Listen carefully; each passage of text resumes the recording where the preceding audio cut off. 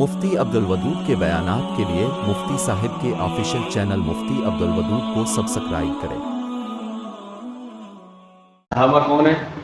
صحابہ دین کی سبلہ لائن ہے۔ سبلہ لائن کیا مطلب ہے؟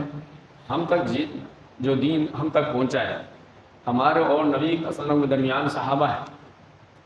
کوئی بات ڈائریکٹ نبی صلی اللہ علیہ وسلم ہم تک نہیں پہنچی۔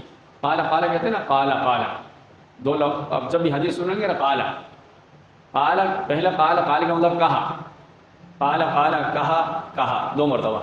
پہلا قالا کے قائل وہ صحابی ہوتا ہے کہ قالا صحابی نے کہا، قال رسول اللہ صلی اللہ علیہ وسلم، آپ صلی اللہ علیہ وسلم نے اس طرح کہا۔ ہم تک تو قرآن کریم بھی صحابہ کے توسط سے پہنچا ہے۔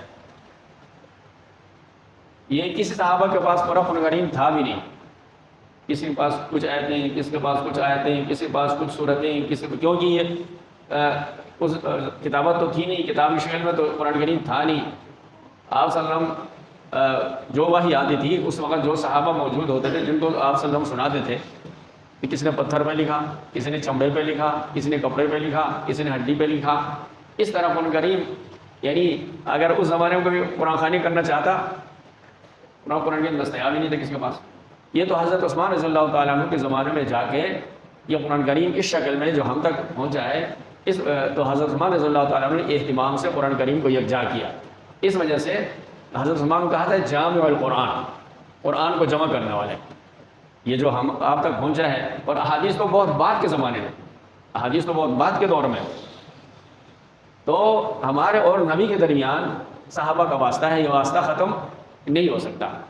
اچھا، حدیث پہنچا اب تک صحابی سے، اگر صحابی پر اعتماد نہیں ہوا تو حدیث کی اہمیت بھی ختم ہو گئی، اس کا اعتبار نہیں رہے گا۔ تو صحابی کو تان دینا، اس پر انگلی اٹھانا، اس پر حرف زنی کرنا، اس میں خرابی نکالنا، سمجھ لینا یہ دین کی بنیادوں کو ہلانا ہے۔ میں کوشش کروں گا کچھ واقعات سے، آپ صحابہ کرام کے جو واقعات ہیں، ہر جمعے میں کوشش کروں گا کچھ واقعات کے ذریعے ہم وہ واقعات تھرمامیٹر ہیں ہمارا اور صحابہ کرام کے ایمان کو چیک کرنے کا۔ ہم کہاں کھڑے ہیں، صحابہ کہاں کھڑے تھے، اور ان کا ایمان کا لیول کس درجے کا تھا۔ اگر ان باتوں کو آپ یاد رکھیں گے، ان واقعات کو جا کے اپنے گھر میں سنائیں گے، بچوں کو بتائیں گے، تو انشاءاللہ تعالیٰ سب کا، اگر کوشش کریں گے جس طرح اپنی دنیا کو سیکور کرنے کی کوشش کرتے ہیں، اپنے ایمان یقین کو بھی سیکور کرنے کی کوشش کریں گے، تو اصل زندگی تو آخرت کی ہے۔ وہاں تو ہم سب، ہمارے بیوی بچے سب اکٹھے ہو جائیں گے، مزے آ جائیں گے۔ والذین آمنوا واتبعتہم ذریتہم بایمان الحقنا بہم ذریتہم، وہ لوگ جو اس ایمان والے ہیں اور ان کے بچے بھی ایمان والے ہیں، قیامت جنت میں ہم ان کو ساتھ ملا دیں گے۔ الحقنا بہم ذریتہم، ہم ان کی اولاد کو ان کے ساتھ ملا دیں گے۔ تو اصل زندگی، اصل مزہ تو آخرت کی ہے۔ نہ جہان میں خدشہ ہے، نہ کینہ ہے، نہ بغض ہے، نہ کسی چیز کا ڈر ہے، نہ بیماری ہے، نہ نزلہ ہے، نہ زکام ہے، نہ کینسر ہے، نہ معدے کا مسئلہ ہے، نہ آنکھوں کا مسئلہ ہے، نہ نظروں کا مسئلہ ہے، نہ بڑھاپا کا مسئلہ ہے، نہ کینہ ہے، نہ برادریوں کا مسئلہ ہے، نہ مہنگائی کا مسئلہ ہے، نہ پیٹرول کا مسئلہ ہے، نہ وقت ہے، اور نہ نماز کا مسئلہ ہے، نہ عبادت کا مسئلہ ہے، نہ گناہ کا کوئی امکان ہے۔ یعنی اگر ہم میں سے کوئی آدمی تھوڑی دیر بیٹھ کے ہم جنت کرتے ہیں نا، ہم دین میں جا کے ہم سوچتے ہیں جنت ہے کیا، یعنی جہاں کوئی نماز بھی نہیں ہے، کوئی عبادت بھی نہیں ہے، کوئی گناہ کا تصور بھی نہیں ہے، موت کو بھی موت دی جائے گی، تو کیا زندگی ہوگی وہ زندگی۔ اگر ہم ڈی میں جا کے جنت کا رٹ لگانے سے، اگر اس میں ڈی میں جا کے جنت میں ہم پڑھیں گے نا، تو پتہ تو اس دنیا کی زندگی سے ہمارا اعتبار ختم ہو جائے گا۔ سمجھ میں آ جائے گا یہ دنیا کی زندگی آخرت کمانے کے لیے اللہ نے عطا کی، دنیا کی زندگی دنیا کمانے کے لیے نہیں دی۔ جانے والے کا کیا اعتبار ہے، اب جائے تب جائے، تو اصل تو آخرت کی زندگی ہے۔ تو مسلمانوں کو ٹارگیٹ کر کے کہ ہمارا اہل و عیال، ہمارے بیوی بچے کہ آخرت میں اکٹھے ہوں، وہاں مزے کرے، تو اپنے ایمان کی بھی فکر کرنی چاہیے، اپنی اولاد کی ایمان کی بھی فکر کرنی چاہیے، اپنے ماں باپ کی، چھوٹے بڑوں کی، سب کے ایمان کی فکر کرنی چاہیے۔ اور اس کے لیے کیا، ایمان کو پڑھیں گے، دین کو پڑھیں گے، جہاں بھی ہمیں دین کی بات ملی اس کو سنیں گے، توجہ سے سنیں گے، اور اس نیت سے سنیں گے کہ میری ضرورت ہے، مجھے ان باتوں کو دل میں بٹھا کے اپنے آپ کو غلط راستوں سے، گمراہی سے، فسق و فجور سے بچانا ہے۔ تو یہ لقد کان فی قصصہم عبرۃ للالباب، قرآن کریم کہتے ہیں ان واقعات میں عقل مندوں کے لیے بڑے اسباق ہیں، بڑی عبرت کی باتیں ہیں۔ تو میں آپ کو یہ واقعہ سناتا ہوں، اور بہت مشہور واقعہ ہے کہ میں نے جو آیتیں تلاوت کی، یہ ان آیاتوں کا بھی ان سے تعلق ہے۔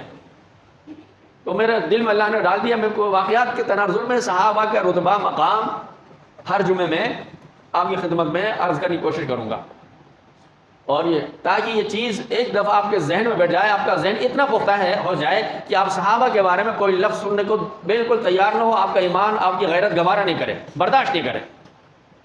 سمجھ رہے نہیں سمجھ رہے بھائی؟ ہمارا تو ارادہ ہے، ہمارا تو اللہ سے ہماری خواہش ہے، ہم سجدے میں سر رکھ کے اللہ سے دعا کرتے ہیں اللہ تعالیٰ قیامت کی ہمیں صحابہ کے سامنے کھڑا کر دے.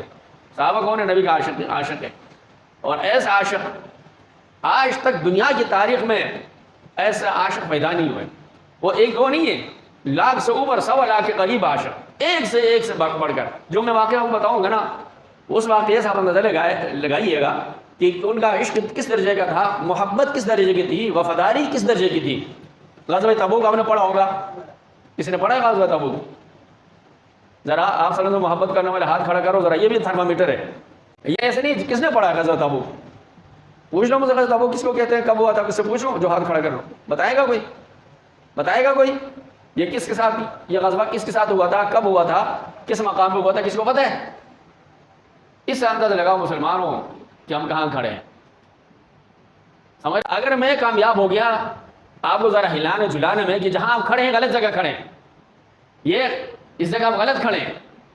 اگر کسی فلم کا نام لوں گا نا، کتنے بتا دیں گے فلاں، یہ ڈائلاگ فلاں فلم کی ہے، فلاں اس کے ہیرو تھا، فلاں ہیروئن تھی، یہ فلاں کی ہے، سمجھ میں نا، سب بتا دیں گے ڈائلاگ. جتنے بھی رائٹر ہیں وہ شیکسپیئر کے اقوال کو اپنے مضمون نقل کریں گے، کوئی حدیث نقل نہیں کر سکتے. آپ پڑھیں کسی فلم کے ڈائلاگ وہ نقل کرتے ہیں. آپ کے مسلمان رائٹر ہیں، وہ ایک بھی حدیث وہ بیان نہیں کر سکتے. باقی انگریزوں کا اقوال بڑے یاد ہیں، ان کو پکے یاد ہیں. اور اسے پوچھو قیامت کے دن تمہیں انگریزوں کے ساتھ کھڑا کرے،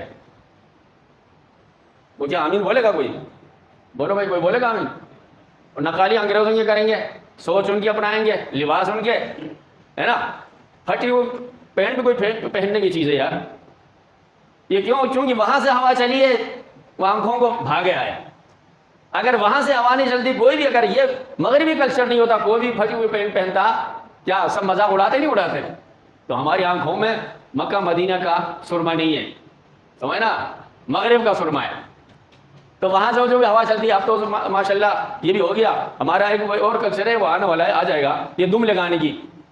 اب تو برطانیہ بہت عام ہو گیا، اب دم لگانے، پیچھے دم لگا رہے ہیں نا.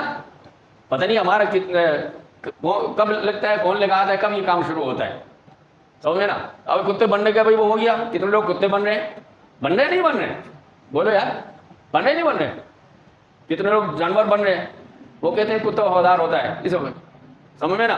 اور چونکہ وہ جو کتا بن رہا ہے وہ نہ اپنی ماں کا وفادار ہے، نہ باپ کا وفادار ہے، نہ بہن کا نبھائے گا، وہ کسی کا نہیں ہے، سمجھ نا. ہمارا تو انشاءاللہ صبح شام مثال آپ ہسپتال میں جا کے دیکھیں، بوڑھے ماں باپ بستر میں پڑے ہیں اور وفادار ہی تو نہیں جو ان کی مداری کریں ان کو گھر میں رکھنے.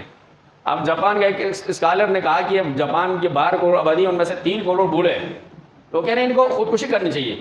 وزیر اعظم بول رہا ہے، ان کا عہدیدار بول رہا ہے کہ ان کو خودکشی کرنی چاہیے، معیشت پر بوجھ ہے. کیا ان کے دل پہ گزر رہا ہوگا؟ اب اندر لگائیں.